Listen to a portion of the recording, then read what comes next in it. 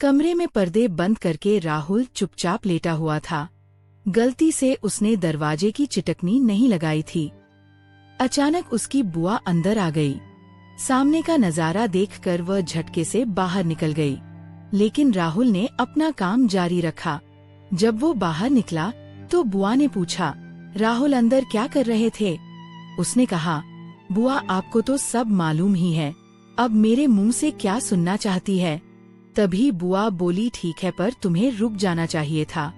राहुल बोला, बुआ मुझे क्या पता था कि आप ठीक उसी पल आ जाओगी, वैसे भी मैं कोई गलत काम नहीं कर रहा था। बुआ बोली, बात वह नहीं है, लेकिन जब कोई ऐसा देख लेता है तो उसके मन में भी वही ख्याल आने लगता है। राहुल ने कहा, तो बुआ आप भी कभी साथ दे दिया करो। बुआ बोली, मन तो मेरा भी बहुत करता है, लेकिन तुम्हें पता है तुम्हारे फूफा जी लंबे समय से बाहर हैं और मैं अकेले कैसे सब संभालूं। राहुल बोला, बुआ अगर आप बुरा ना माने तो मैं आपकी पूरी मदद कर सकता हूँ, मैं आपके साथ अच्छे से सब कुछ कर सकता हूँ। बुआ बोली, तेरा दिमाग ठिकाने नहीं है क्या? इससे पहले कि बुआ कुछ और कह पाती राहुल तेजी से वहाँ से चला गया। असल में वो बहुत पहले से बुआ के साथ ऐसा करना चाहता था, लेकिन हिम्मत नहीं जुटा पा रहा था। आज बुआ ने उसे देख लिया था, इसलिए आज सही मौका था और माहौल भी बन चुका था। उसने दिल की बात कह दी।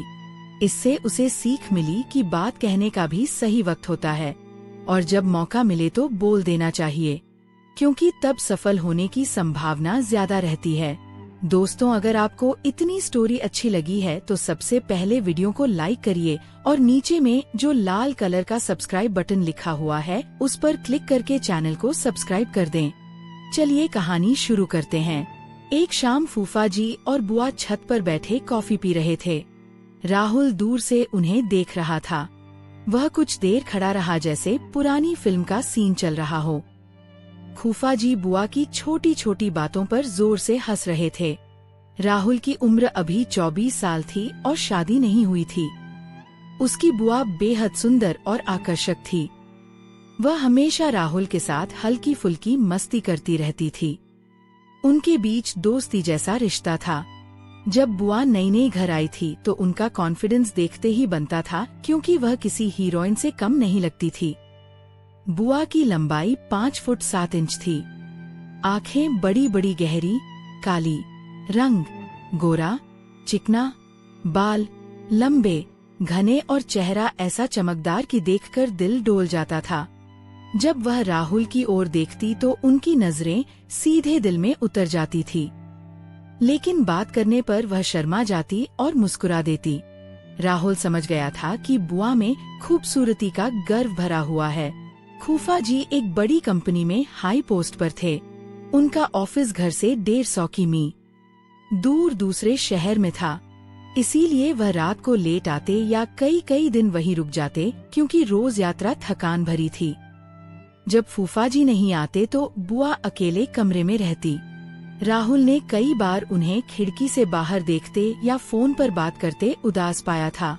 उसे लगता था कि फूफा जी रात को थक कर आते हैं, कभी बातें करते कभी सो जाते हैं। बुआ को जिद्दा तो जितना साथ प्यार और समय चाहिए, फूफा जी उतना नहीं दे पाते।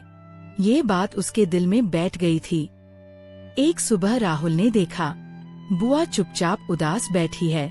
उसने पूछा, बुआ क्या हुआ, आप इतनी चुप क्यों हैं? चेहरा बुझा हुआ है। बुआ बोली, तबीयत ठीक नहीं है, सिर भारी लग रहा है, थकान बहुत है।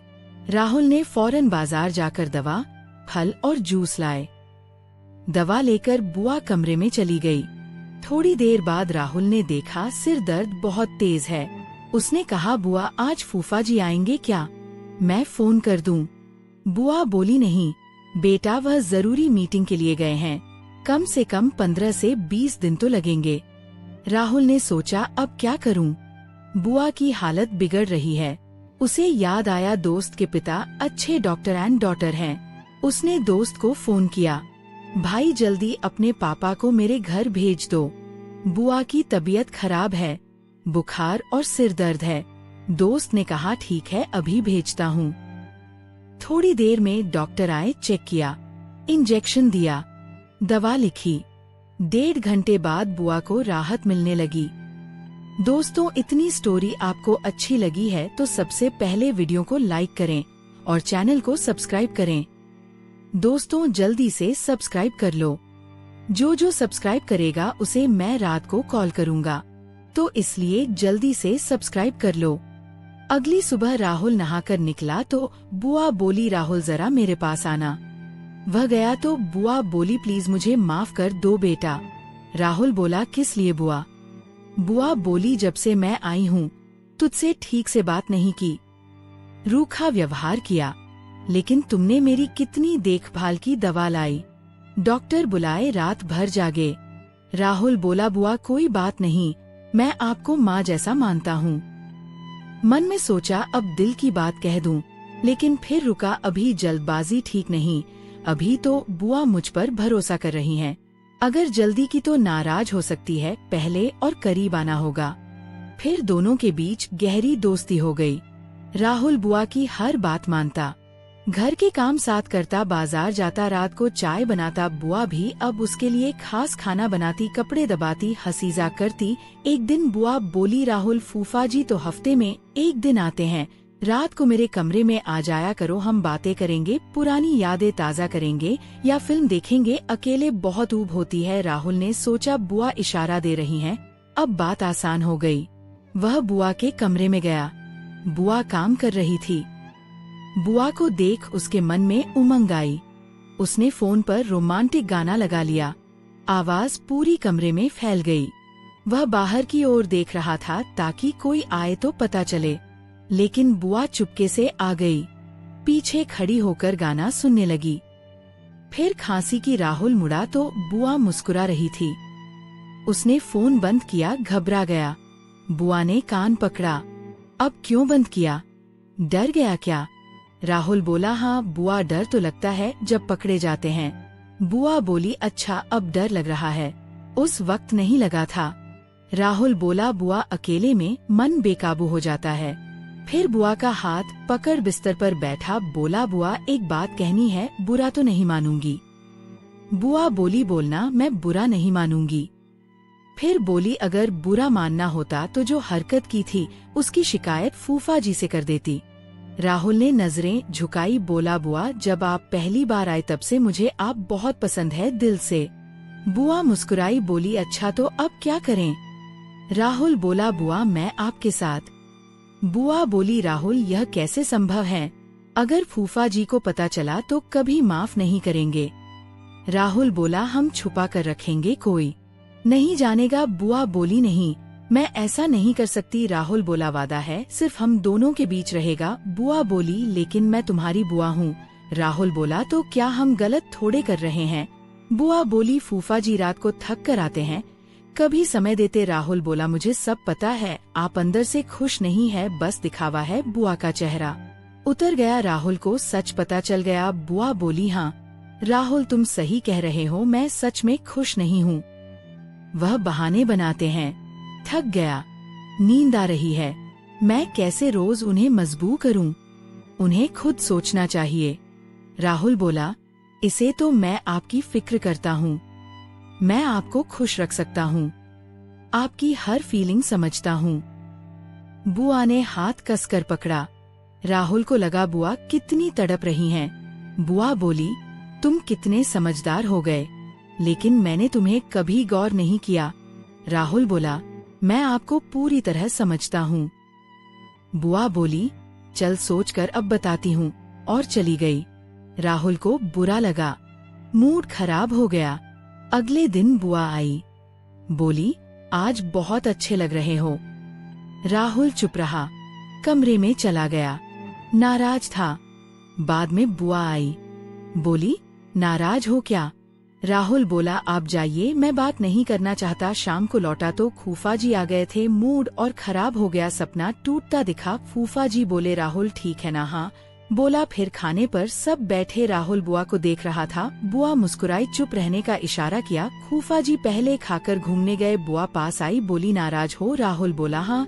बुआ बोली, ये गलत है, समझ क्यों नहीं रहे? राहुल बोला, गलत क्या है? बुआ बोली, कमरे में जाकर खाना खा और सो जा। राहुल बोला, मैं सोऊं या नहीं आपको क्या? फिर बोला, आज रात छत पर रहूंगा और कमरे में चला गया। ठान लिया मन हल्का करेगा।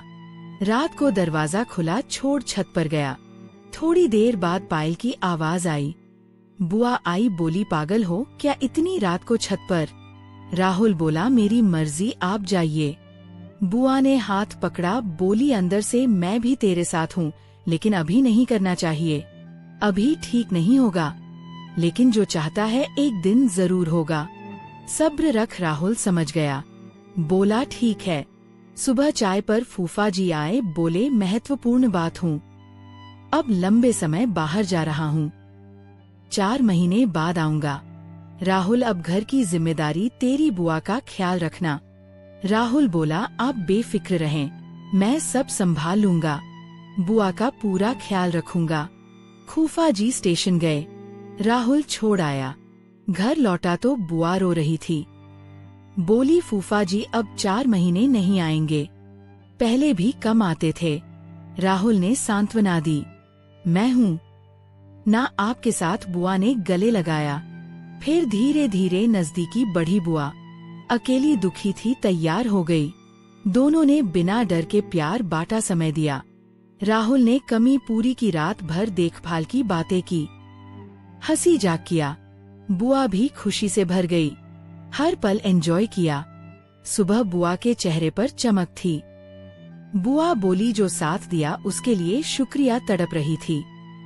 राहुल बोला, आप मान ही नहीं रही थी, देखो अब खुश हो। बुआ ने गले लगाया, थैंक यू, तुमने नई जिंदगी दी। फिर राहुल बुआ के साथ सोने लगा। दोनों खुश रहने लगे। दिन काम साथ, शाम छत पर, रात बातें। लेकिन धीरे धीरे राहुल को बेचैनी, अपराध बोध हुआ। हर सुबह पछतावा। बुआ भी उदास रहने लगी, सोचती रहती।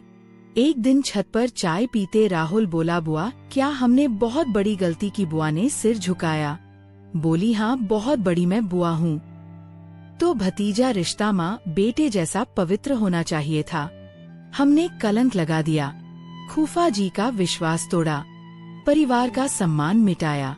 अब डर लगता है, पता चला तो क्या होगा? राहुल की आंखें भर आई, बोला, माफ कर दो, मैंने हद पार की। आप उदास थी, मैंने गलत फायदा उठाया, पछतावा हो रहा है, नींद खाना सब बेकार। बुआ बोली, मैं भी दोषी हूँ, मना नहीं किया, खुद बढ़ी। जब फूफा जी आएंगी कैसे मुंह दिखाऊंगी, या गलती जिंदगी भर सताएगी।